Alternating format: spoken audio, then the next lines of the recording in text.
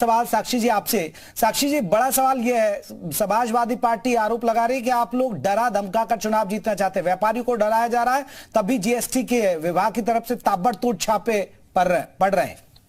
देखिए, आरोप लगाना समाजवादी पार्टी की आदत हो चुकी है। जब वो जीतती है तब भी आरोप लगाती है, हारती है तब भी आरोप लगाती है। लेकिन जनता ने अब उसकी बातों को गंभीरता से लेना बंद कर दिया है। जनता को अब विश्वास है, जो उन्होंने 5 सालों में जो कार्य होते हुए देखा है, वो उस पर विश्वास कर रही है। इसलिए जनता, भारतीय जनता पार्टी को लगातार जनता अपना समर्थन दे रही है।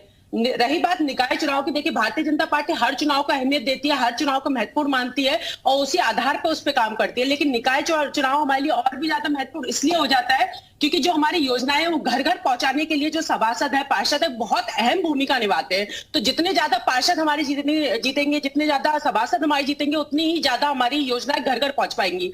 तो उसी तर्ज पर हम बहुत बेहतरीन कार्य, मुझे लगता है बहुत बेहतरीन रिजल्ट आएगा हमारा इस चुनाव में।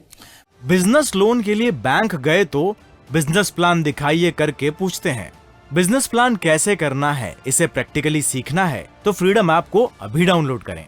बिल्कुल बनी रहेगा। विजय उपाध्याय जी, आप कैसे देखते हैं उपचुनाव के बाद अब जो निकाय की जंग शुरू हो गई है?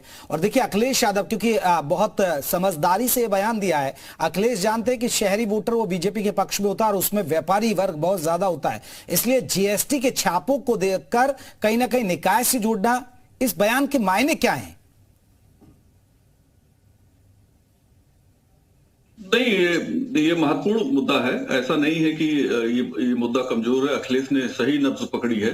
दरअसल 2017 का जब नगर निगम चुनाव हुआ था तो उस समय नोटबंदी 2016 और जीएसटी 2017 के तुरंत बाद नगर निकाय चुनाव हुए थे। इसके बावजूद बीजेपी की परफॉर्मेंस बहुत अच्छी थी, लेकिन वो दौर अलग था। उस समय समाजवादी पार्टी की सरकार थी। इस बार बीजेपी का शासन है और कई ऐसे नगर निगम हैं जहां 25 साल से बीजेपी का शासन है, जैसे लखनऊ है, वाराणसी है। 25 साल से नगर महापौर इनका बीजेपी का होता रहा है। लेकिन आप देखिए, प्रदेश की राजधानी स्मार्ट सिटी है और यहाँ 200 करोड़ रुपए का तो केवल बॉन्ड लेके आए हैं ये लोग और पैसे इनके पास पर्याप्त हैं। लेकिन जिस तरह के निर्माण कार्य हो रहे हैं, चौराहों पे जिस तरह चौड़े चौड़े उस पे फव्वारे लगा के पैसे बेपनाह खर्च किए जा रहे हैं, सड़कों की हालत बदहाल है। कूड़ा उठाने वाले घर से पैसा तो जरूर 100 रुपए महीना ले जा रहे हैं, लेकिन कूड़ा उठ नहीं रहा है। तो जो बुनियादी मुद्दे अगर विपक्ष उस पर ठीक तरीके से उठाएगा तो बीजेपी के लिए बहुत बड़ी मुश्किल खड़ी होने वाली, क्योंकि लोग बहुत। विजय जी, आपने जिक्र किया कि ठीक तरीके से अगर मुद्दे उठाएगा, कहीं ना कहीं अखिलेश यादव ने इनके कूड़े को लेकर भी सवाल उठाया। दिल्ली में देखिए कूड़ा बड़ा एमसीडी के चुनाव में मुद्दा बना था, तो यहां भी लगता है कि अखिलेश यादव कूड़े को मुद्दा बना रहे हैं। उन्होंने कहा कि जहां जहां बीजेपी के मेयर हैं वहां वहां कूड़ा ही कूड़ा नजर आएगा आपको।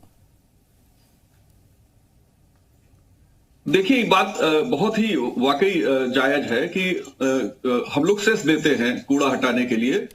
सफाई शुल्क सेस लगता है, टैक्स के तौर पे देते हैं। इसके अलावा जब घर से कूड़ा उठाते हैं तो 100 रुपए अलग से महीने ले जाते हैं। पैसा तो ले जाते हैं। मैं जहां रहता हूं ये सरकारी कॉलोनी है, लेकिन यहाँ पे भी बहुत ही इर्रेगुलर आते हैं। 4-4 दिन 5-5 दिन आते ही नहीं है। इसके अलावा आप देखिए कि किस तरीके से इस समय सारे तरीके के नियम कानून का पालन कराने की कोशिश की जा रही है, वो भी कमजोर वर्ग को। जो लोग जिनके पास पॉलिटिकल इन्फ्लुएंस नहीं है उनके खिलाफ प्राधिकरण भी कार्रवाई करने की तैयारी है। बल्कि प्राधिकरण के लोग उन इलाकों में बिल्कुल नहीं जाते हैं जहां ताकतवर लोग रहते हैं और जहां कमजोर लोग हैं उनको परेशान करते हैं। और अतिक्रमण का बहुत बुरा हाल है। सड़कें बिल्कुल, पैदल चलने के लिए तो लखनऊ में कहीं कोई जगह है ही नहीं। आप किसी भी सड़क पर अगर पैदल जा रहे हैं तो दुर्घटना होना तय है, क्योंकि पैदल चलने की जगह ही नहीं बची। वहां व्यापारियों ने कब्जा कर रखा है। और बिजनेस लोन के लिए बैंक गए तो बिजनेस प्लान दिखाइए करके पूछते हैं। बिजनेस प्लान कैसे करना है, इसे प्रैक्टिकली सीखना है तो फ्रीडम ऐप को अभी डाउनलोड करें।